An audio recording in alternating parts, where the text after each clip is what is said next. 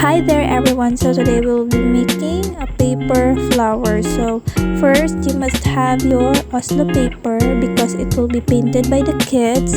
You cut it like that and then cut the remaining parts which is not part of the triangle. Okay, and it will give you a perfect square. And then you will fold the paper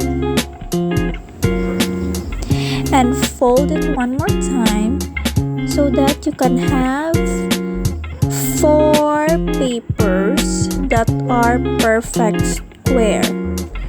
Okay, after you cut it, it will give you a perfect square, and then fold it into a triangle shape and then fold it one more time. And if it is already enough for you, if it's already okay, you can cut it into a cone shape.